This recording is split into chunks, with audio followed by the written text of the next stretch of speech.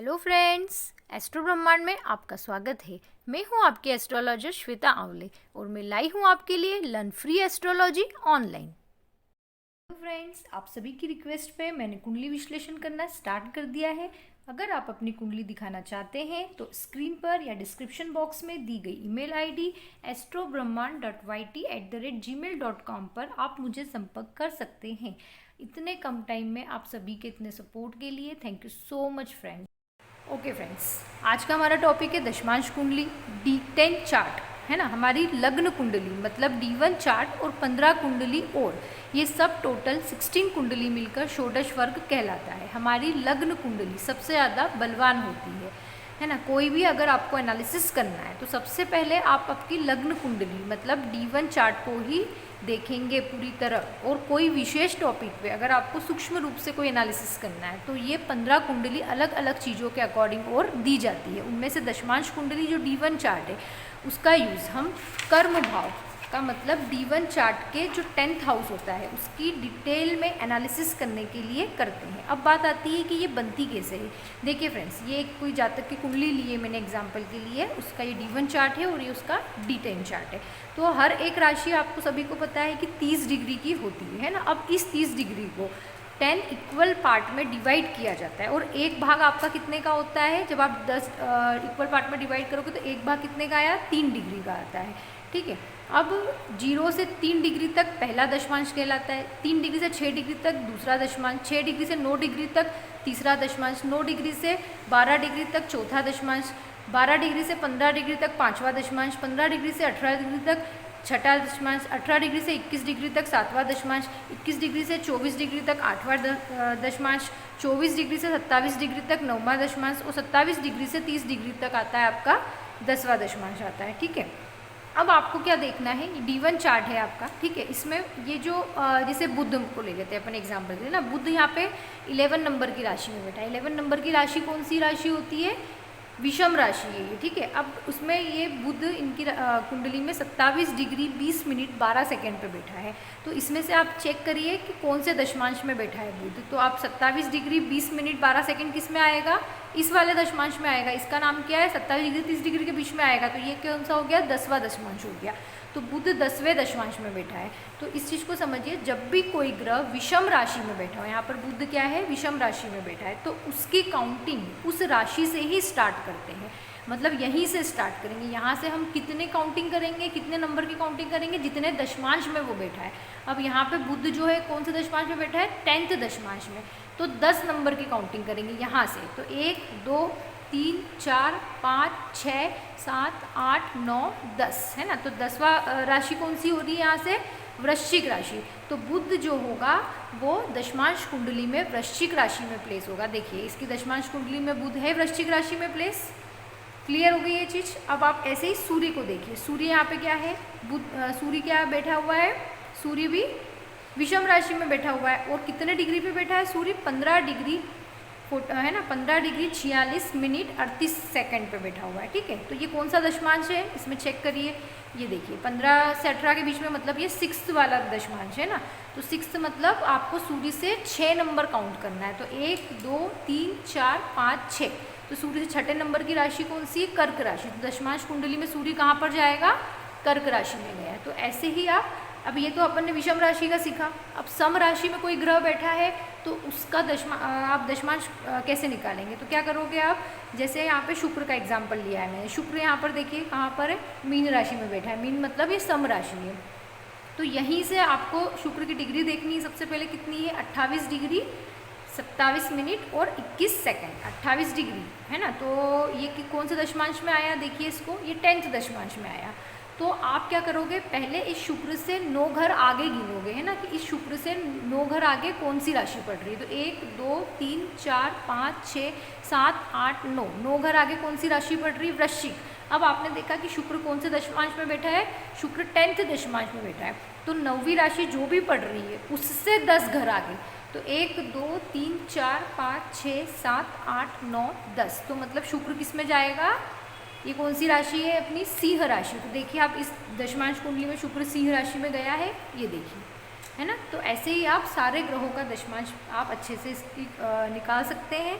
तो ये आपकी जो D10 चार्ट है ना, वो आपका यहाँ पे रेडी हो जाएगा। इतना क्लियर है अच्छे से, है ना। अब हम ऐसे ही मतलब अब बात आती है कि इसको देखते कैसे हैं। चलो ये रेडी हो गया, इसको देखोगे आप कैसे, है ना।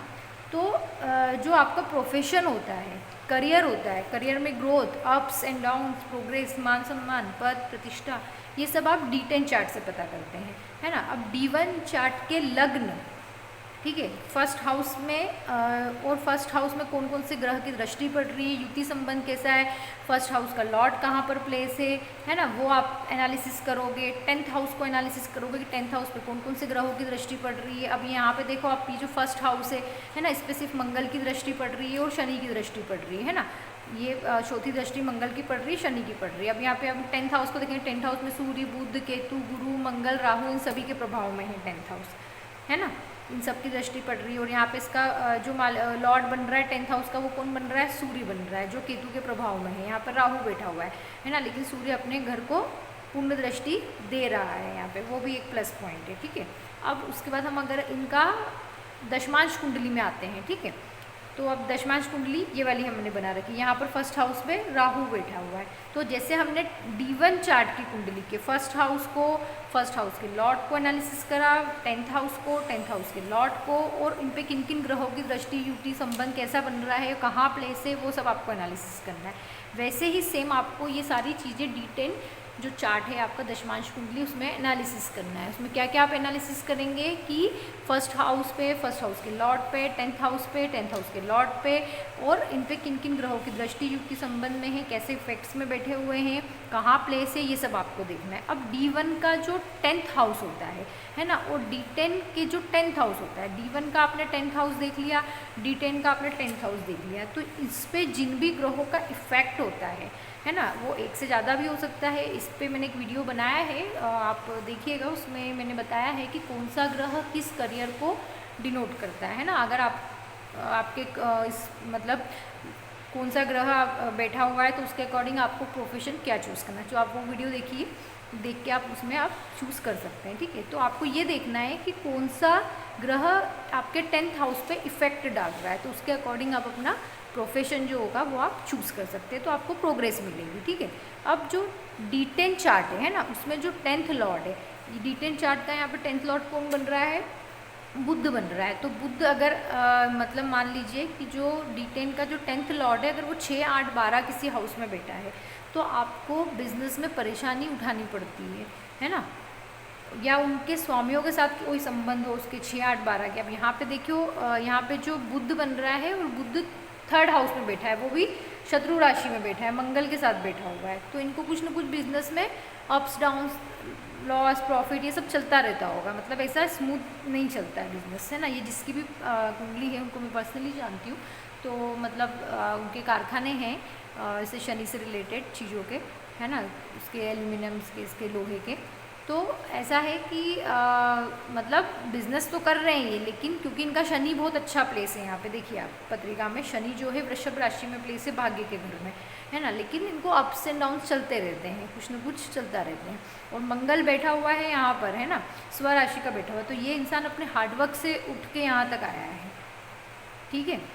इसको डिटेल में अब इतनी चर्चा मैं इस कुंडली पे कर पाऊँ, अभी इतना टाइम नहीं है अभी मेरे पास, है ना। दशमांश कुंडली अभी अपना विशेष टॉपिक है, तो मैं उसको डिटेल में समझाती हूँ आपको, उसको समझिए आप, है ना। आपने इतना समझ लिया। अब अगर आपके चंद्रमा अगर कुंडली में कहीं कमज़ोर है ना, अगर चंद्रमा कहीं कुंडली में आपका कमज़ोर है, 6, 8, 12 में बैठा हुआ है, या फिर पाप प्रभाव में है, तो वो इंसान अपने प्रोफेशन से कभी भी खुश नहीं रहता है ना। वो डीमोटिवेट हो जाता है बहुत जल्दी, हीन भावना से ग्रस्त हो जाता है। D10 में अगर फर्स्ट हाउस या 10th हाउस बली हो, है ना, फर्स्ट हाउस या 10th हाउस अगर D10 में आपका बली हो, तो व्यक्ति को कर्म क्षेत्र में सफलता मिलती है। वहीं अगर D10 में फर्स्ट हाउस में राहु बैठा हो, तो परेशानी का सामना करना पड़ता है। यहाँ पे फर्स्ट हाउस में राहु बैठा है, लेकिन एक प्लस पॉइंट ये है कि यहाँ पर राहु उसकी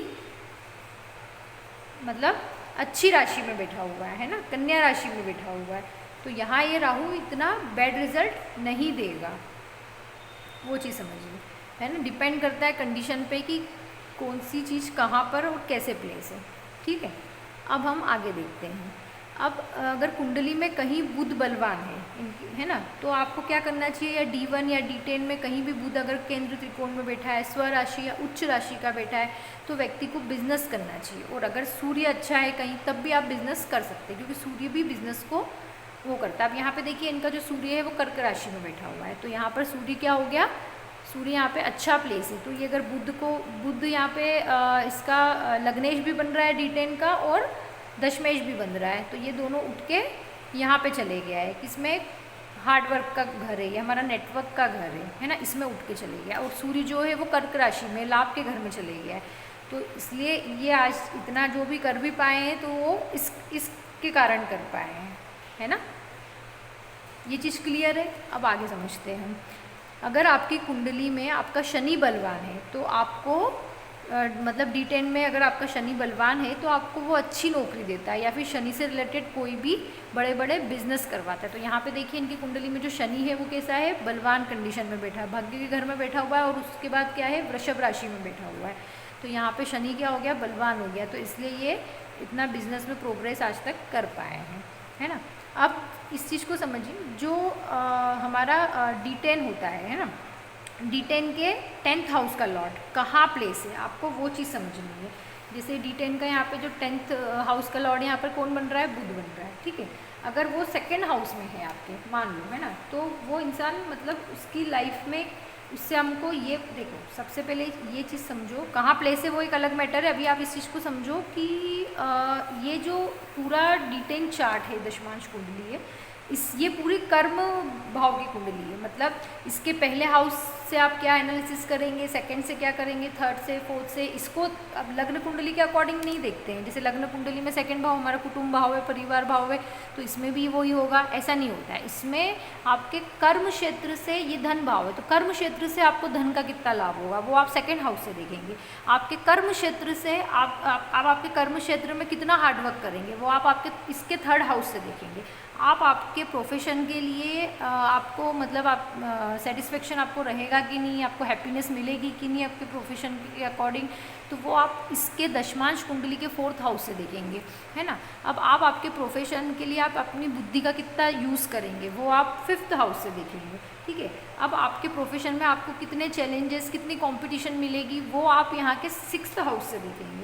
आपकी नेटवर्किंग कैसी होगी, आपकी पार्टनरशिप कैसी रहेगी वो आप इसके 7th हाउस से देखेंगे, है ना। आपके लॉसेस कितने होंगे, अपमान, बदनामी, आरोप, इन सब का सामना आपको आपके प्रोफेशन में कितना करना पड़ेगा वो आप इस दशमांश कुंडली के 8th हाउस से देखेंगे, ठीक है। आपका भाग्य आपका कितना सपोर्ट करेगा वो आप दशमांश कुंडली के 9th हाउस से देखेंगे, ठीक है। और 10th हाउस से आप ये देखेंगे कि आपको कौन सा प्रोफेशन चूज़ करना है, ठीक है।